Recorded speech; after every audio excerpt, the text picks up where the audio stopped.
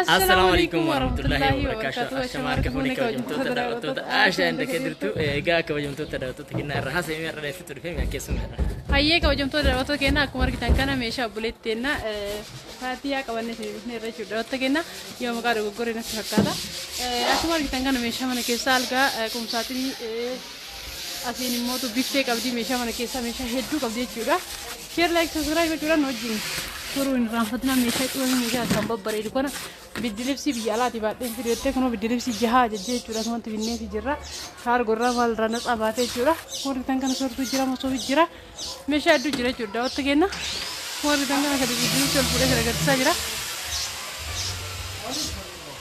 كارا فكاتة جورا وقت كنا إذا كم يوم تداوتو تكنا وروني channel كنا كنا فارتا subscribe قلت ونقرا channel كنا تقولتا وروني مو معاملة كنا تاتا نموتو هريوت كيساني share قد آتي إذا هندي كيسانو ميشان كوري سنبرا كه هريوت كيساني في ماتي كيسان نموت جالتا هند برا كه تنين إذا فيديو كنا إنسان اللي ميشا كتلا بتني في أكا فيديو كنا رفايا دمان هندي كيسانو share قد آتي نجينا أكو مرجع تانكنا كنو ميشان كوني ميشا منا كيسا كمنا ميشان موتو وانا كألقى دولا بفي ميشالي هدو هجنا يجودا akkuma beekamu nuti iddoon itti argamnu Adaamatti argamna iddoon mootu itti hojjennu moo Oromiyaa guutuu keessa isin hin jenne jira kabajamtoota daawwattoota kenna yoo isin ajajjan biyya lalle isin geessina jechuudha kabajamtoota daawwattoota kenna isiniif ergina wanni hin ergine hin jiru egaa garma asmaan keessa maal isin jechuu barbaachisa meeshaalee mana keessa waan akka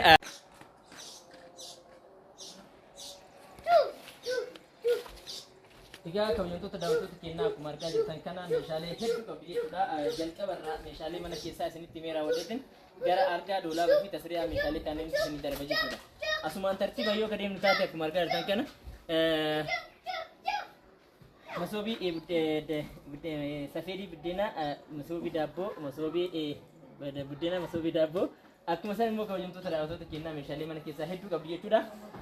Burcuqqoo bishaanii firee 12 Abba Mazani Shani jedhamti. Itti suuraa namallee mootu meeshaalee qimamii gara meeshaa takkalam sadii afur shan jaha torba saddeeti meeshaalee saddeet sufraa qabdi tartiibumaan deemaa jechuudha. Egaa kabajamtoota daawwattoota kennaa itti suuraa namallee asitti maktafaa fi deemsi ammallee immoo maankaa qabdi jechuudha. Melala meeshaan kun yeroo hedduu ni bira ture jira jalqaba yeroo hojii hojjennu irraa kaasee haga ammaatti meeshaalee hedduu akkana kana namaaf dhiyeessaa ture jookii kaname jookii baay'ee bareedaa ta'ee fi burcuqqoon isaallee bareedaadha jookii warqaamaa jechuudha baay'ee edaa kabajamtoota daawwattoota kennaa yeroo ammaa kana meeshaan hedduu kan qaala'ee illee jira hedduma sanitti mootuu bakkuma sanitti illee tajaajiluu illee jira jechuudha fakkeenyaaf meeshaan kun akka qaala'insa yeroo gabaa naannoo yeroo ammaa jiru irratti meeshaan kun gatiin isaa giddu galeetti jira yoo duraallee gara qarshiituma 500 ture amma ganaa gara qarshiituma 3 fi 500 reef gahaa jechuudha kabajamtoota daawwattoota kennaa kana fakkaata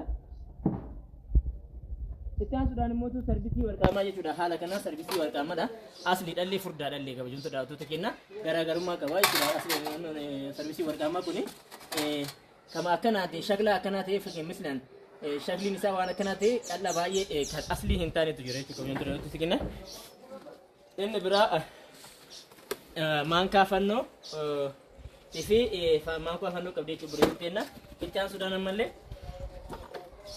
maashina paastaa yookiin immoo qamashaa isa jedhamu kana qabdi jechuudha kabajamtoota daawwattoota kennaa itti aansuudhaan sarvisii firee saanii zirgii firee 12 qabdi jechuudha akkuma argaa jirtan kana kunu saanii zirgii ishee haala kanaan binnee fi jira jechuudha ammallee maxxalayaa paastaatii fi mokoroonii waan adda addaa ittiin xalalan immoo maxxalayaa qabdi jechuudha haala kanaan maxxalayaa isheellee binnee fi jira jechuudha kabajamtoota daawwattoota kennaa inni biraa immoo asitti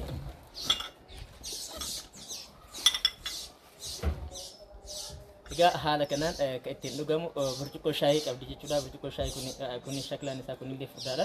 Isheen kunillee furdaadha. Akkuma san immoo ijaan argattillee baay'ee bareedudha jechuudha. Mi'aayaa. Itti aansuudhaan egaa kabajamtoota daawwattoota kennaa ammallee sarvisii yookiin immoo kan fandishaa kan haala kanaan miilli irraa bahu haala kanaan itti deemu saanii fandishaa qabdi jechuudha. Asitti mandajaa qabdi. Asitti immoo saanii burcuqqoo shaayii bifa kanaan bareedduu taate aslii biraa shaklii biraa jechuudha qabdi jechuudha. Egaa kaameraamaaniin kennaa gamana deebi'ee nagarsiisa.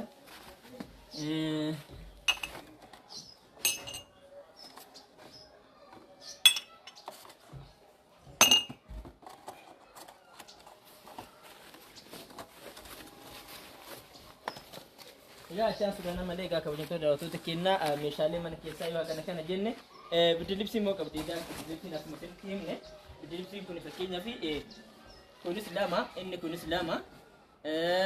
kunis lama jechuudha. Meeqa jaha biddilibsii jaha ajajattee erti maaliif egaa kabajamtoota daawwattoota kennaa kaargoodhaan meeshaa adda addaa biyya alaatirraa yeroo galchitan parsantii 3 dabalata kafaluudhaan kaargoo galchuu mannaa haala kanaan biyya keessaa meeshaalee biyya keessa jiru bitattanii dhiyeeffatutu galfatutu isinii jaala jechuudha. Egaa nuti immoo bakka keessan buudhuudhaan meeshaa hunda isinii binnee haala kanaan hanga mana keessanitti isinii geessuudhaan beekamna jechuudha. Filannoon keessan aashaa inda keetirtu haa ta'u isiniin jechuu barbaada. Itti aansuudhaan egaa kabajamtoota daawwattoota kennaa algaa doolaabaa fi biffee qabdi buleetiin teenya. Algaan ishillee akkuma argaa jirtan kana nafadheen yookiin immoo algaa nama isa jedhamu kana haala kanaan binnee fi firaasha irratti binnee fi jirra jechuudha. Kabajamtoota daawwattoota kennaa oduu haga feete irratti ol baate kan hin sochoone firaasha aslii yeroo dheeraadhaaf egaa namni umriin isaatu gabaabdura baay'ee dimmaasha umrii namaa ni jedhanii ture jechuun xiqqishumaaf hafa jechuudha. Maaliif asliidha dhugumatti dubbachuuf taana nama hedduu binnee irra firaasha tokko faadha isinii jechuu barbaada. Kabajamtoota daawwattoota kennaa asiin algaan isin komodiinoo qaba. Komodiinoo ishee immoo haala kanaan intinitti gooneef jirra jechuudha. Asiin masaabaa qaba. Masaabaan isin immoo kursi qaba. Kursi isaa haala kanaan keessatti irraa baafattee gara biraa taa'uu dandeessa. Inni kun immoo akkanatti haala kanaan yoo walaa waltee ispoonjiidhaan bishaan itti gootee yookaan walaa walta taate homaa waan inni irraa hin baanneef hin jiru jechuudha. Waan akka waan bishaaniin dibuutti waan bareedaadha jechuudha. Egaa kabajamtoota daawwattoota kennaa kana fakkaata. Biffee immoo meetirka 20 haala kanaan baay'ee bareedu taate meeshaalee kana dhiisii kanaa olillee ni fuudha jechuudha. Egaa kabajamtoota daawwattoota kennaa biffee meetirka 20 bareedu taate asiin balbala jalaan haala kanaan qabdu asiinis akkatti qabdu jechuudha. Hojjennee fi jira meeshaalee kana gurgurdaa jala kanaan naayite meeshaalee biraan mootu kanneen akkanaa kana gara gubbaatiin as keessa yoo keessa ni dandeessisa. Egaa kabajamtoota daawwattoota kennaa hin bareedu hedduu bareeda. Egaa kabajamtoota daawwattoota kennaa itti aansuudhaan ammallee buleetiin kenna maal qabdi doolaaba qabdi jechuudha. Doolaabni fi haala kanaan koonfartii haala kanaan iddoo kana keessa kaa'uu dandeessi. Fooxaa adda addaa mootu iddoo kana kaa'uu dandeessi jechuudha. Kabajamtoota daawwattoota kennaa kana fakkaata. Asiin immootu madaajaraa tokko kaasee akka jalaatti qabdi. Asiin immootu iddoo maskayaa qabdi jechuudha. Akkuma hojjaan isii mixxinne jedhee waan hundaaf akka waltutti hojjennee fi jira. Kabajamtoota daawwattoota kennaa meeshaan kun qulqullinaan nu biratti hojjetamee jira jechuudha. Egaa maal jechuu barbaade qaala'insi yeroo yoo itti fufillee akkaatuma qaala'insa yeroo saniin haala jiruun itti deemamee jireenya isaanii namni waan humna isaatiin danda'u bitatee haala kanaan gashaa jira jechuudha. Haa ta'uutii nuti ammallee gaanaan itti fufnee isiniif meeshaa keessan bakka hedduutti geessaa jirra. Ammallee isinillee hojii turuu keessan affeerraa keenya jechuudha. Akka isin hojii turtan asiin immoo masaabaa lama qaba jechuudha. Haala kanaan kana fakkaataa. Egaa kabajamtoota daawwattoota kennaa kana bichaa miti meeshaan kana itti ratabnu mootu roottoo kana qabnaa jechuudha. Roottoon kun roottoo tokkoffaa ta'edha. Egaa kabajamtoota daawwattoota kennaa kana fakkaata.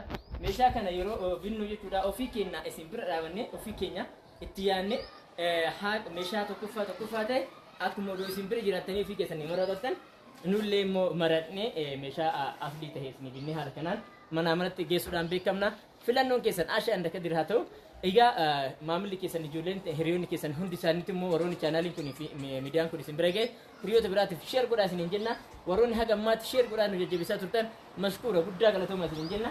Inni biraa immoo yeroo ammaa kana meeshaa mukaa ajaja yeroo fuunu yeroo gabaabaa keessatti hojjennee baafna jechuudha. Maaliif daballiin meeshaa akka duraanii san turee hin dabalu jechuudha. Yeroo ammaa kana har'a bittee borumtaa yoo itti deebitu yoo xiqqaate qarshii 500 dabalee argamaa jechuudha. Kana hubattanii isinillee viidiyoo dheengada qarshii 20 meeshaa fakkeenya 20 bitatte tokko yoo deebi'ee 25 isiniin jedhan homaa isinitti dhagahamuu hin qabu jechuudha. Kana isiniin jedhu guyyaa guyyaarraa akkasitti dhaabbatee akka isin hin dheene beekuu qabdan. Fakkeenyaaf doolaaba kanaa nama 40,000 yoo isinitti hime borummoo deebisaa 45 yoo namni biraa isiniin jedhe gaanii haala yerootu haala san nama jechisa malee osuma gatiin hin daballe waan sun hin himamu jechuudha. Kana hubattanii isinillee akka dhuftanii gara keessatti gatii meeshaalee tokko hubattanii akka qalabattanii isiniin jechuu barbaada. Ani haga ammaatti hojii turuu keessaniif guddaa galatoomaa xumureen jira.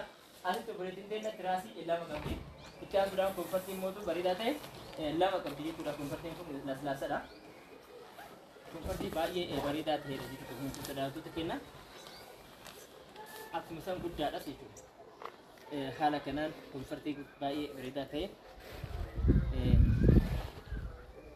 Kunuma ilaalan keessa isaallee namatti tola dhugaa dubbachuuf taananii.